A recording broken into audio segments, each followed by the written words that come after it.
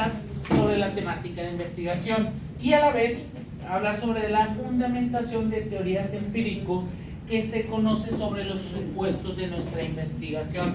En pocas palabras, ponemos en la balanza lo que se conoce con lo que conocemos sobre la investigación. ¿Pero en qué? Basado en lo que es la historia o la cuestión del contexto, lo legal, las metodologías y nuestros propios conocimientos, los que hemos adquirido con lo empírico, en comparación al marco teórico. En el marco teórico no ponemos en objeción lo que se conoce, ¿sí? Lo que nosotros conocemos no es tan importante como lo que es en el marco de referencias. Pero como les digo, normalmente con el paso del tiempo nosotros hemos aprendido a hacer una mezcolanza de los tres y eso es lo que conocemos como un único marco teórico, pero pues hay diferencias. Algo muy importante es que en el marco de referencias, pues aquí colocamos un poquito sobre los antecedentes, o sea, podemos hasta plasmar de forma, en una línea de tiempo, todo lo que se conoce sobre esa temática en la cual estamos investigando y nos va a poder ayudar a entender cómo nuestra problemática ha ido cambiando conforme avanza el tiempo, que en algunas problemáticas esto es muy importante. Si estamos hablando de mercadotecnia, sabemos que la mercadotecnia con el paso del tiempo ha ido cambiando y por ende conocer esos cambios me van a poder ayudar a predecir el futuro sobre la mercadotecnia y es algo muy importante que muchas personas en su área no entienden todavía. Dicen, a mí no me sirve aprender lo que sucedió con anterioridad porque yo voy viendo lo que está sucediendo ahorita y lo que va a suceder mañana. Pero ¿cómo puedes predecir lo que va a suceder mañana? Viendo cómo han ido cambiando el mercado en el pasado, porque si se dan cuenta, en el pasado tienden a seguir tendencias. Lo mismo que pasó hace 100 años, llega a suceder, se repite. Nosotros somos una sociedad de que volvemos a repetir las cosas.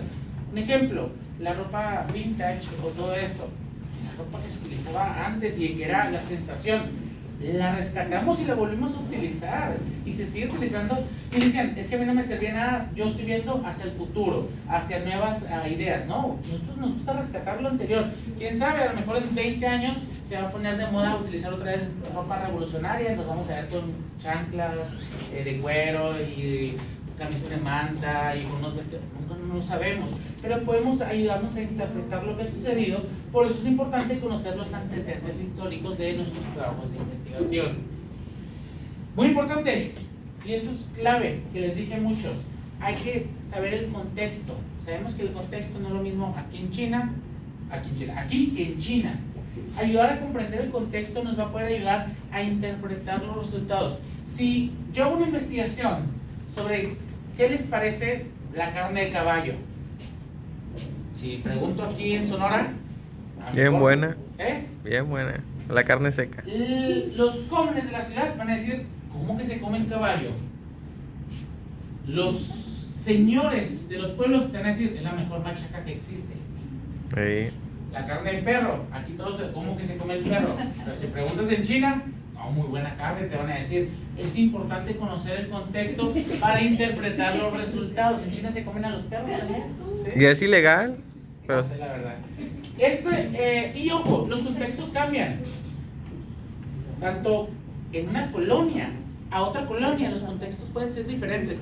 Si me voy a las conchas, ¿cómo es el contexto socioeconómico de las personas que viven en las conchas? Alto, ¿sí? Si yo voy y les vendo una camisa de 100,000 pesos, no me la compran. Pero en cambio, si me voy a la 4 de marzo, ¿conoces dónde está la 4 de marzo? no. Pues ahí ya me dijeron todo. Y les voy a vender una camisa de 100 pesos, que me van a tirar con ella. ¿Por qué? Las casas ni valen los 100,000 pesos allá, porque es una colonia que está creciendo apenas, ¿sí?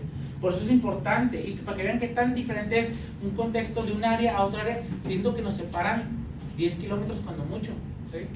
Imagínense cuando hablamos de Sonora a Guadalajara, de México a Estados Unidos, del continente americano al continente europeo, cambian los contextos, y es necesario en nuestros marcos literarios, nuestros marcos de referencias, hablar de cuál es nuestro contexto, dónde estamos, dónde vamos a investigar, a quiénes vamos a investigar, para poder, los resultados que tengamos, interpretarlos de la manera correcta.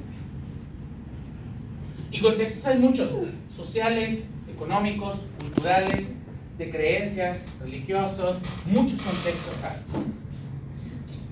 También en nuestro marco de referencia, que también no están utilizados en su tipo de investigaciones, o tal vez sí, dependiendo de la temática, es hablar un poquito de qué leyes existen. Si estoy hablando de publicidad, digamos, de las nuevas publicidades, y quiero colocar o quiero pintar el mar de azul, bueno, de rosita, porque mi hotel es de Hello Kitty y quiero que sea la sensación porque voy a pintar el mar de rosita.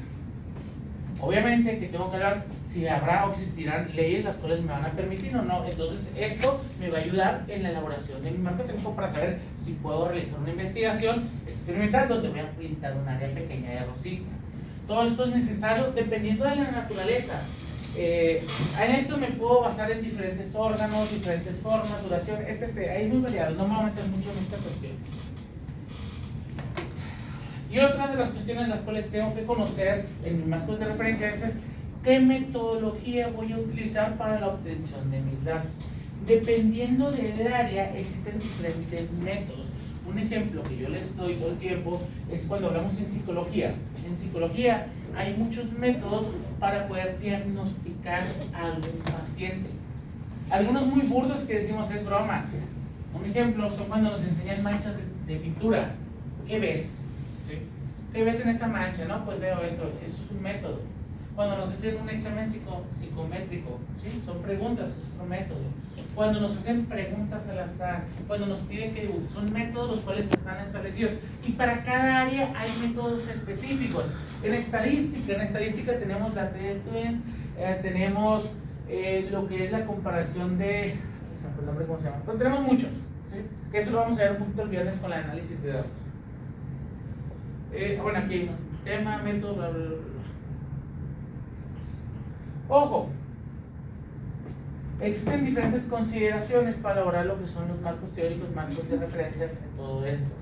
Pero es en general, revisar bien la literatura, investigar, discriminar la información y obtener lo que me sirva para mi pregunta de investigación. Eso es en general para los tres tipos de marco: marco de referencia, marco teórico y marco de métodos. Es investigar bien y basarte en la información real, que es lo que yo espero que cuando ahora que elaboren sus marcos teóricos, pues se basen en información real, verídica y que sea validable. En este caso, la mejor fuente de investigación, de referencias o de información, son los artículos científicos. ¿Por qué? Porque los artículos científicos normalmente son lo más nuevo que existe. Un libro para que se publique. Primeramente, el autor se tarda 1, 2, 3, 4, 5, hasta 10 años en hacerlo.